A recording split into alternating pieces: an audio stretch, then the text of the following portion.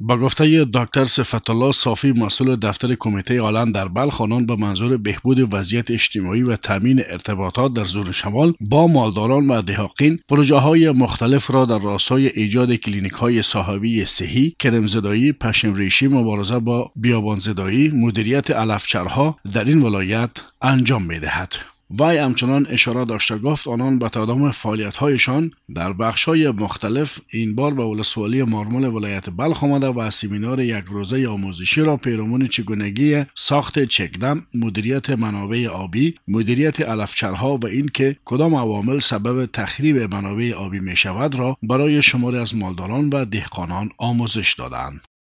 یک بخش مهم کار ما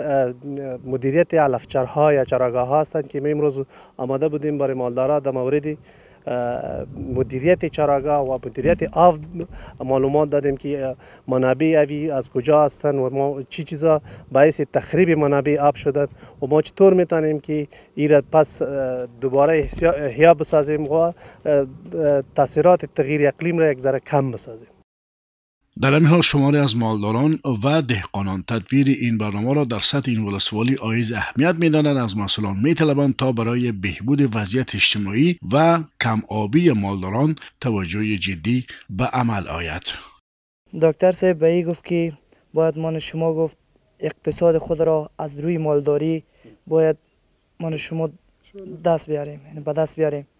یعنی گفت یک مال باید روزانه چقدر بخوری یا چقدر که بدهیم یا چقدر گندم یا چقدر جو بدیم. خیلی چیزای خوب یاد گرفتیم از دکتر صاحب. بهبودی منطقه بود، از علفچرها استفاده شود، باید علفچرها تخریب نشود که هر چی که علف بود خوب است دیگه، هم از مالداری هم از حساب طبیعی بسیار انشالله خوب است که ما انشالله تقاضا میکنیم از مردم هم که باید سهم بگیرن در این کارا. در سوی دیگر ولسوال مارمول خدمات و فعالیت‌های کمیته آلند برای مردم ولسوالی مارمول مهم و حیاتی خواند. بر تداوم فعالیت‌هایشان در سطح این ولسوالی تاکید کرده مشکلات اجتماعی مالداران را برشمرد. همکاری درخواست میکنیم در ارتباط آب آشامیدنی برای مالدارا و چکدما جور شود و چون که ضرورت آب دارن به خاطر مالداری و در ارتباط زراعت هم توجه داشته باشن و تخم بذری هم همکاری نمایان، خصوصا انکشافی و